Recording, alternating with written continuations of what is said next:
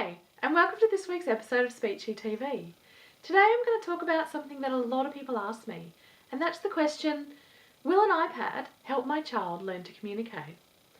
Now, there's absolutely no doubt that iPad technology has been an absolute game changer throughout all of our lives and across everything that we do.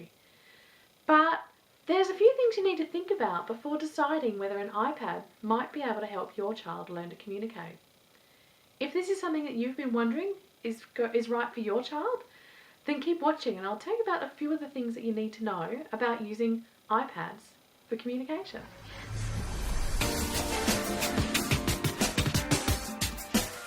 So one of the first things you need to think about when using an iPad for communication or deciding if an iPad for communication is the right thing for your child is you need to know that iPads are a tool. They aren't a miracle cure, and giving your child an iPad isn't going to suddenly give them the tools to be able to communicate.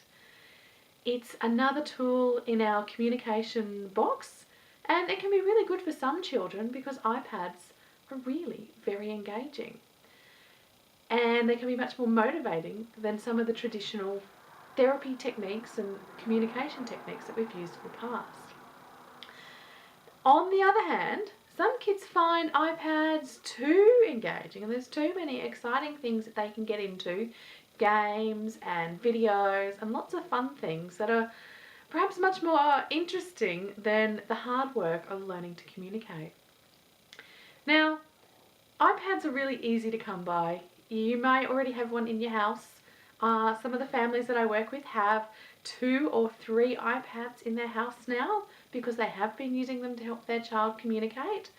And you can buy iPads just about anywhere. You can go down to many of the major stores now and buy an iPad or an iPad mini and have one in your hands.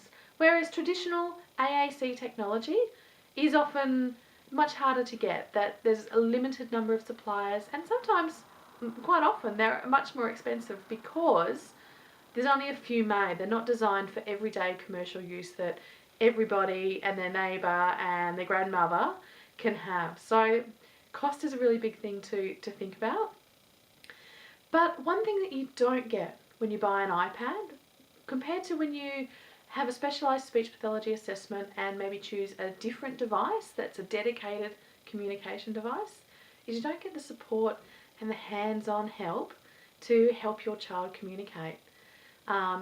You still need to be able to find a speech pathologist who knows how to use iPads as a communication tool or other therapists and other professional help. And you still need to know how to learn to use language and teach your child the language to be able to communicate. So there's a few things to think about. Are you using an iPad to help your child communicate, or are you thinking about it? What are the things that you found a challenge or a benefit? Leave me a comment. I'd really like to know about all the challenges that you found or all the good things that you found as well, because there are many good things about using an iPad for communication as well. And leave them for me and leave a comment so that other parents who are considering using an iPad to help their child communicate can find out what the troubles that you've had and the good things that you've had so they can make a really good decision for their child. And if you know of anyone that needs to hear about this and is thinking about buying an iPad to help their child communicate, share this video with them and let them know that there are the things that they need to think about. Really looking forward to hearing from you. So leave your comments and I'll come back and reply and join the conversation. I'll talk to you soon. Bye!